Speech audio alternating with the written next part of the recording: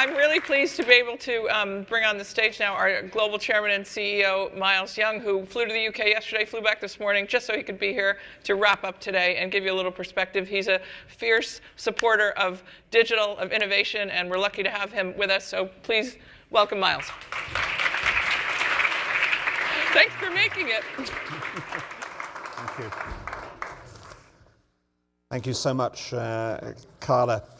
And ladies and gentlemen, there's one most fundamental behavioral rule of social survival, and that is that it's better to precede Rory in a conference than follow him. Unfortunately, I was in London yesterday for a meeting which was bumped to this morning. So rather than welcoming you this morning, which was the plan, I'm thanking you for being here and for having sat through the seminar today. The connected life has become so normal that it's actually difficult to imagine what it was like being disconnected. In fact, when I first worked with Rory, we were exchanging messages with clients by fax and almost by telegram in London. As an English writer once wrote, the past is another country. They do things differently there. Or did we really? I suppose that's the question underlying what you've been listening to today. Maybe the desires are pretty constant, and it's just the devices which are new. It's certainly a characteristic of the internet that it encourages us to think in terms of exponential, beneficial, technological progress. There's a saying that nature abhors a vacuum, but nature also loves an ascending graph. But sometimes it's good to turn conventional wisdom a little bit on its head. Recently, a few academics have been doing that and making an analogy about the peak oil theory and internet advertising. You may remember that peak oil theory was coined in the 1950s by an economist called Hubbard. And simply put, it posits a graph where there is a maximum point of extraction of oil, and after that there's a decline.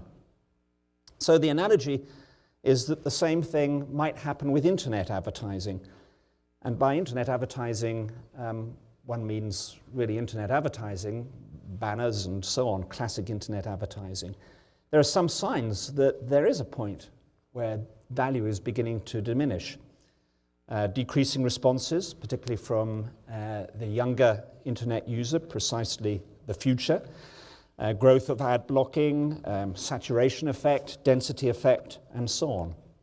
And if it is remotely true, and it may be remotely true, it means something very important, which is that we're going to have to be, in the future, smarter and smarter in breaking through and interesting the consumer in this digital world, in arousing him or her. I use the word arouse because it's an underused word, possibly, in our marketing lexicon. It's also a dangerous word, by the way. If anyone Googles techniques of arousal, they will discover that. But there's a large amount of academic evidence which shows that communication stimuli which leverage emotion and which create pleasant associations exhibit high arousal in the subject. In scientific parlance, they provide the organism with energy for psychological and motor activity. And there's one small motor in our forefingers which presses share on the internet. Actually, the secret sauce here is dopamine. It's the neurotransmitter at work which creates feelings of positivity and joy. And creative joy on the internet, for us, actually, is something very important because it's what creates wide-scale sharing. It's all about seeing familiar things in a new and rewarding way that creates a sense of joyfulness. And my suggestion to you is that, for all of us, the key to understanding the internet is actually not technological, it's chemical. It's to do with the way in which we process emotions. And recently, Ogilvy produced a 3-minute advertising video, which has by now become the most watched piece of advertising ever, and is well on the way to becoming the most shared ever, despite having only been made around about 6 months ago. Please watch this.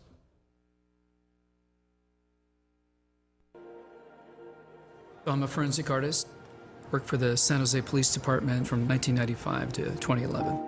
I showed up to a place I'd never been, and there was a guy with a drafting board. We couldn't see them, they couldn't see us. First of all, what is your race? White. I'm Asian. Tell me about your hair. I didn't know what he was doing, but then I could tell after several questions that he was drawing me. Your jaw. My mom told me I had a big jaw. Tell me about your chin. It kind of protrudes a little bit, especially when I smile. What would be your most prominent feature? Kind of have a fat, rounder face. The older I've gotten, the more freckles I've gotten. I would say I have a pretty big forehead. If I was to measure my forehead 1 3/4 inches, maybe 2 inches.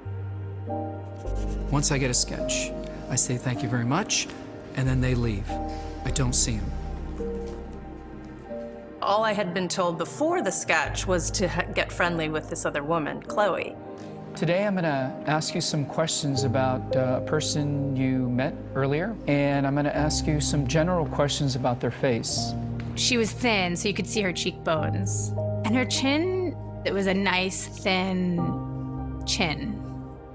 The women were really critical about moles or scars or things like that, and yet they were describing just a normal, beautiful person.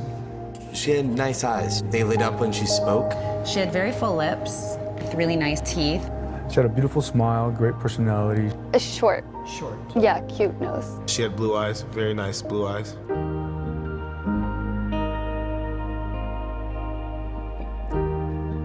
So here we are. So this is your self-described image? And then somebody else described you, and I did this sketch.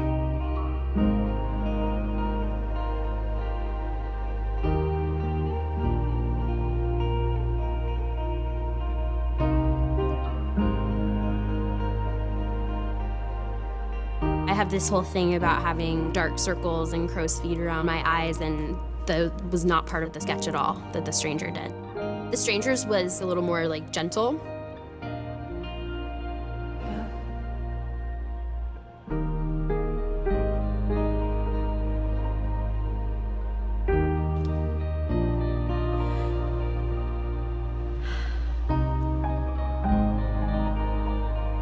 She looks closed off and fatter. She just looks kind of shut down. Looks sadder, too. The second one is more beautiful. You think they're catching more of that from you? Yeah. She looks more open and friendly and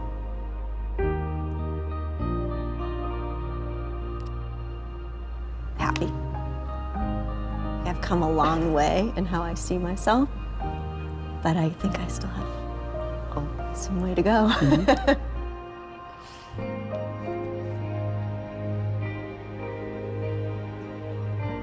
Chloe's perception was so clearly different.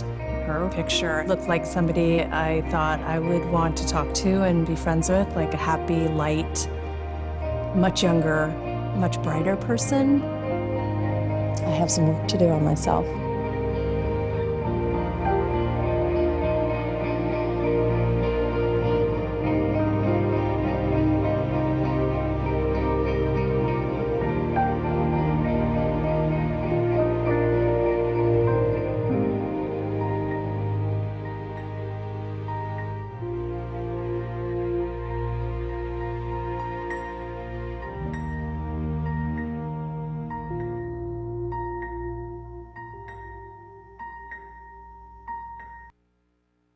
Well, your dopamine has been in overdrive, actually, in the last 3 minutes. Your synapses have been positively dancing, waltzing. This film touches a human truth, but it does so in a completely unexpected way. It travels through a range of emotions, some sadness, but ultimately it's joyful. It helps women reevaluate the basis of their self-esteem, the self-esteem which Dove sees as the higher purpose of beauty. After that, the social sharing of a strong emotion, such as generated in this film, is very easy.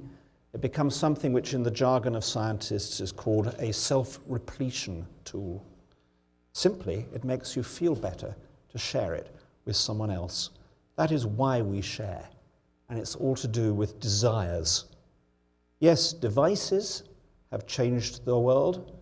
They do enable.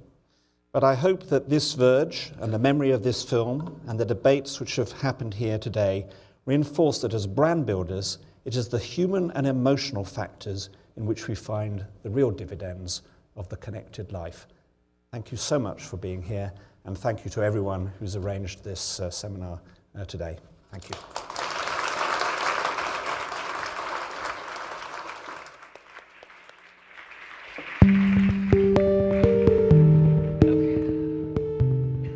One more motion graphic for you. Listen, thank you all so much for being here today, and I want to just one more time thank our three sponsors, CTM, who were fantastic, Qualcomm Retail Solutions, and Spotify. Without them, we could not really have put the day together. I have two people I want to call out from the Ogilvy Group. We had a huge production team, a lot of help. But Lynn Rohr, who you've seen all day today here, who's our executive producer and puts every event in Ogilvy together, is fantastic. And Alessia Morales, who has only been with Ogilvy a short time, but has been tireless in getting us here today. Thank you, Alessia. And again, there was a much larger team. We can buy them a drink upstairs. So now we're going to go back up to the roof. There's heaters up there, but we're going to have Emily King for entertainment, courtesy of Spotify, and we're going to all have a drink and be able to chat some more. Thanks a million for being here. Without you, we wouldn't have a connected life. Thank you.